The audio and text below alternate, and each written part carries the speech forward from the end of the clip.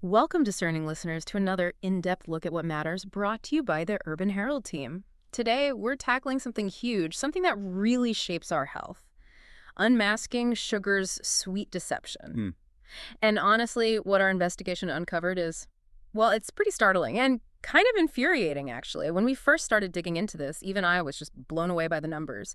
Did you know the average person puts away something like 22 teaspoons of sugar every single day? 22. Yeah. That's almost 4 times what the World Health Organization says is the max we should have. And the really sneaky part, most of us don't even know we're doing it. It's just everywhere.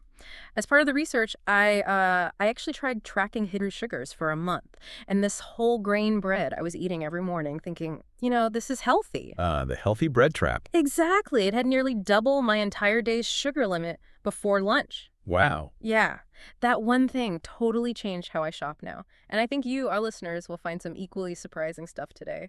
And that's really our mission with this deep dive here at the Urban Herald. We want to give you the tools, the knowledge to see how sugar has kind of woven itself into our food and how it messes with our brains like a neurobiological hijacker, really, and how it quietly fuels so much metabolic disease out there. It's a sweet deception, all right, and we're here to pull back the curtain. Okay, so let's start unpacking this. It's not just the obvious things, right? Like candy or soda. Not at all. That's the biggest misconception. Our investigation found sugar lurking everywhere. Often in foods we genuinely think are good choices, like low-fat yogurt. People grab that thinking it's healthy. Yeah, but check the label. Sometimes it has more sugar than ice cream. Seriously, more than ice cream. It happens more often than you'd think. Or those healthy granola bars. Oh yeah, the granola bars, total sugar bomb sometimes. It's this systematic infiltration, a real master class in, well, nutritional deception. Yeah. Manufacturers are experts at hiding sugar behind what we started calling health halos. They use words like natural or organic, or they jump on trends like low fat. Right, distracting you from the sugar content. Exactly, because often they've just replaced the fat with sugar. And it's not just for taste, it's for shelf life, texture, color, and yeah, maybe even to keep you coming back. A mild addiction. So it makes it incredibly hard for anyone to actually track how much they're eating. It's way beyond just the sugar you add yourself. We've just scratched the surface of how it gets into our food. But here's where it gets really unsettling for me. It's not just about weight, it's about our brains. You hear people say sugar is addictive, but sometimes it feels like they're just exaggerating. Is there real science behind that? Does sugar actually act like a drug? Oh, it's definitely not an exaggeration. The neuroscience is remarkably clear on this. When sugar hits your tongue, it sets off this chain reaction of neurochemical events. And these events look a lot like what happens with drugs, things like cocaine or heroin. Really, cocaine. Yeah. The main player here is dopamine. That's the neurotransmitter for reward, pleasure, motivation. And what's really interesting is how fast the brain reacts. Research, I think, from the Max Planck Institute found dopamine release happens the instant sugar hits your taste buds. Instantly, before it even gets to your stomach. Exactly. But here's the twist. For people with stronger cravings, less dopamine gets released once the sugar actually reaches the stomach. So you get this intense immediate hit, but then sheer diminishing returns. Yeah. Which just makes you want more. Ah, okay. So that immediate dopamine rush is what hooks us, even if the satisfaction doesn't last. That explains why it feels so hard to stop sometimes. Precisely. And it gets even more complex. There was work at Harvard Medical School using fMRI scans.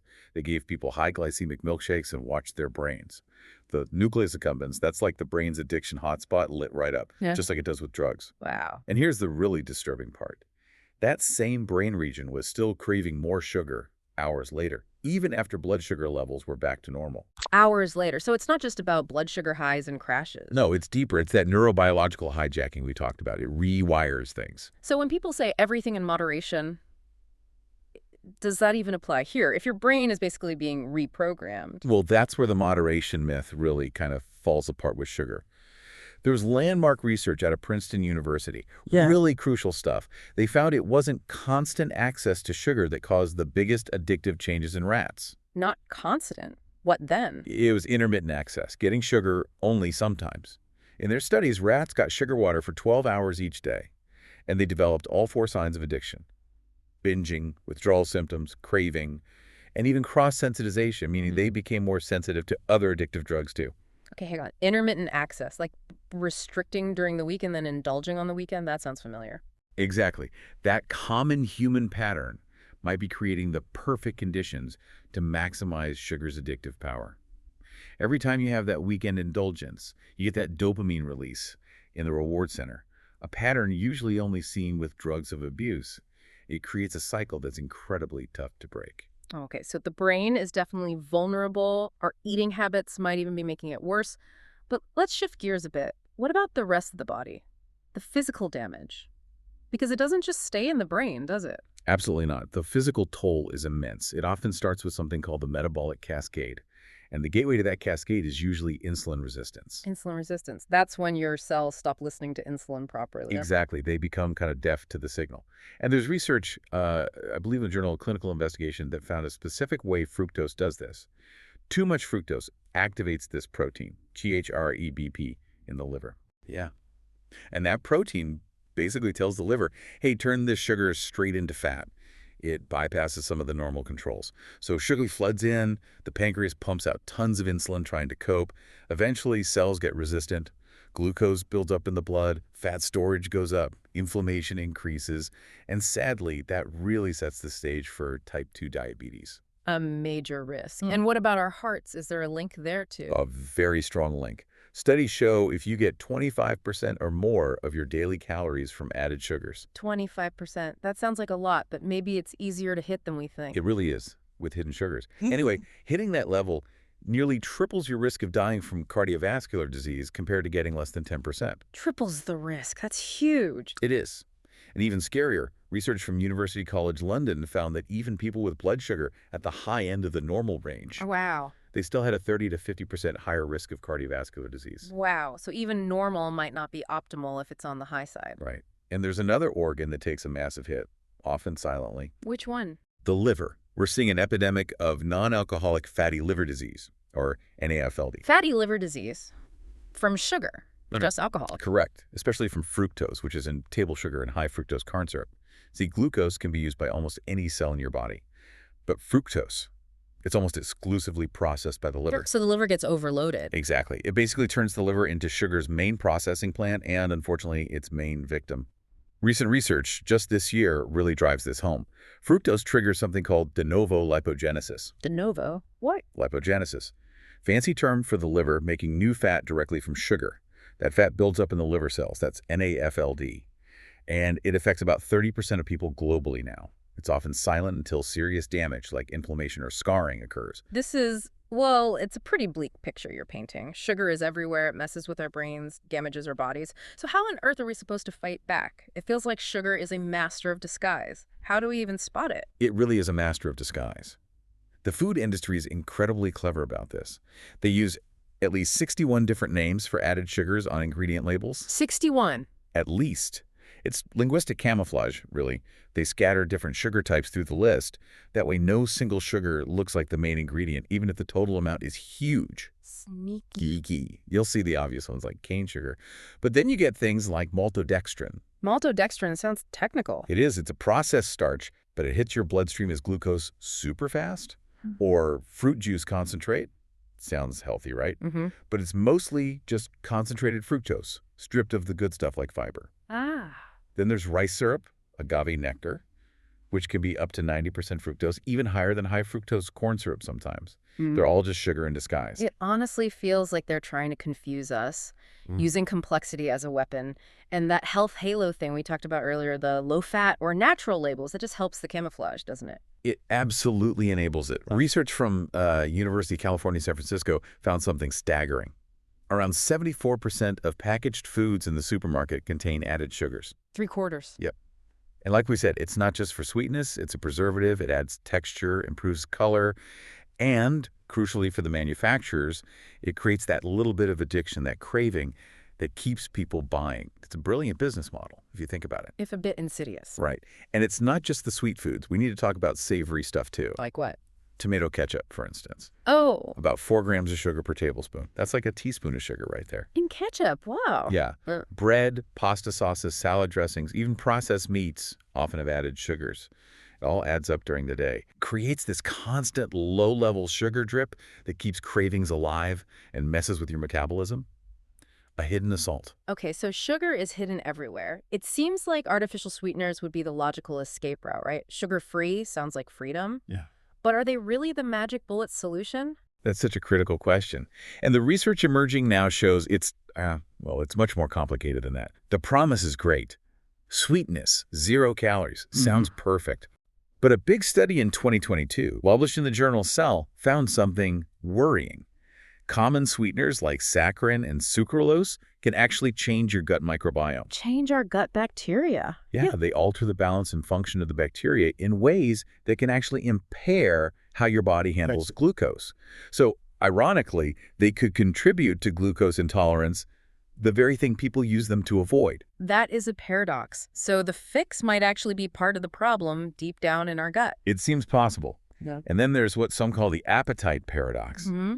Your brain tastes sweetness, so it expects calories, energy to follow. Makes sense. But with artificial sweeteners, those calories don't arrive. This mismatch can apparently trigger more hunger and cravings later on. You might end up eating more overall calories than if you just had the sugar in the first place. Oh, great. So you try to cut calories, but end up potentially eating more. It's a potential risk. And large population studies show some worrying links, too.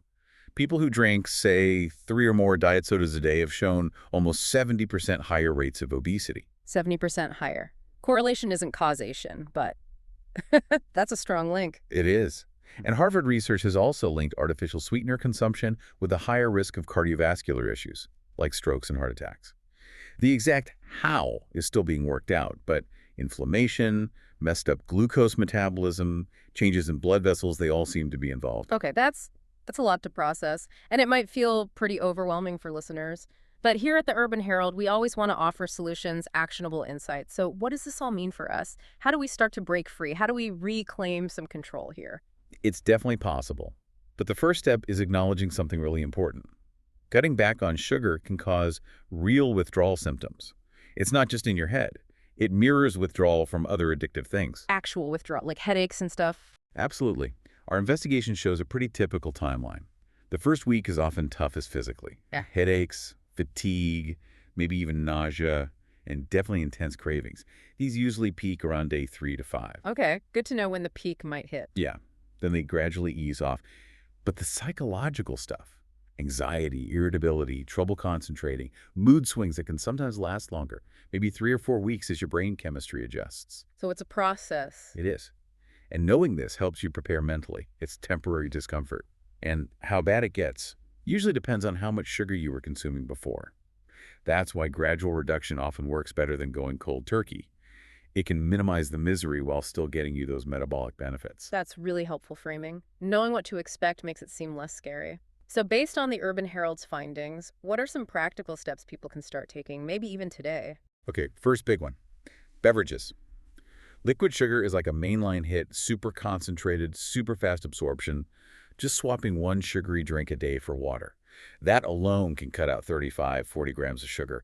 For many people, that's their whole recommended daily limit right there. Simple but powerful first step. Got it. What else? Second, and we really need to hammer this home, read the ingredients, not just the nutrition facts label. Look for those 61-plus names for sugar. Get familiar with them. A good rule of thumb, if any kind of sugar is the first 3 ingredients, treat that food like a dessert, no matter what the front of the package says. First 3 ingredients rule. Third, choose whole foods whenever possible.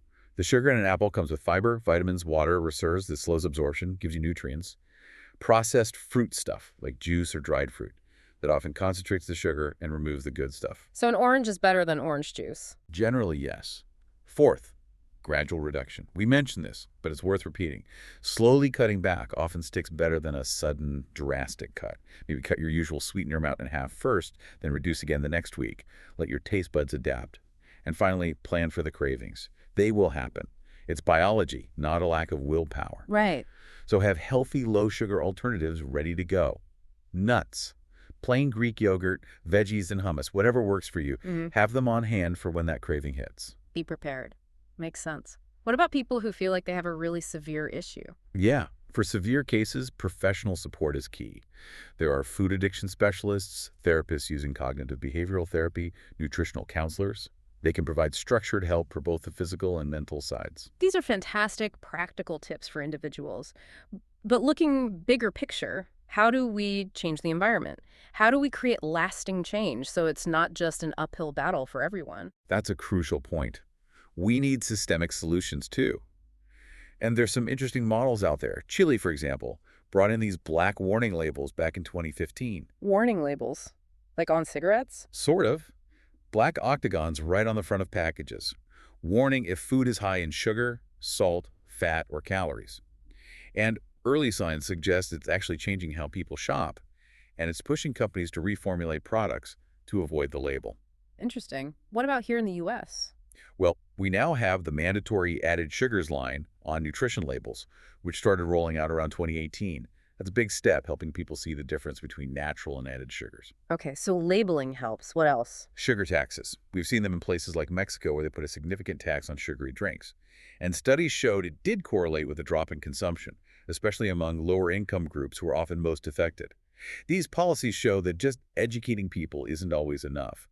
Sometimes economic nudges are needed. So policy is definitely part of the puzzle. And what about that individual empowerment piece we were just discussing? How does that fit into the bigger picture? It's fundamental. Just understanding that sugar is addictive can be incredibly freeing. It helps remove the guilt and self-blame.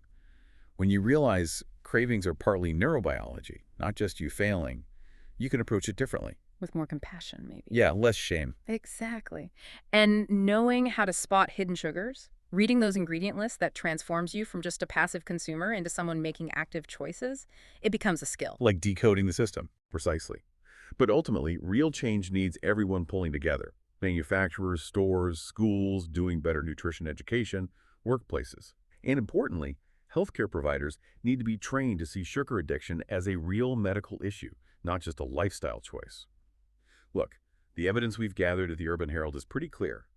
Excessive sugar is, without doubt, one of the biggest health challenges of our time. From messing with our brain chemistry to wrecking our metabolism, its effects ripple through our bodies, mostly hidden from view. But knowledge really is power here. Understanding the addiction, seeing through the disguises, knowing how the industry operates that gives you the power to resist. The goal isn't zero sugar forever, probably. Natural sugars and whole foods are fine. The real goal is making conscious choices, instead of just consuming unconsciously. And every single time you make one of those choices, water instead of soda, an apple instead of a candy bar, cooking at home instead of grabbing processed food, you're not just investing in your own health, you're also casting a small vote against a food system that, frankly, often profits when we get sick. Add up all those small votes, and they really can start to reshape things, not just for you, but for everyone. So here's a final thought to take with you. The revolution against hidden sugar begins with the next meal. Make it count. Really think about prioritizing your long-term health. Thank you so much for joining us for this deep dive here at the Urban Herald. And please remember, always talk to your doctor or a qualified healthcare professional before making any big changes to your diet or for any personal health decisions. Absolutely. Join the Urban Herald team again soon when we take another in-depth look at what truly matters.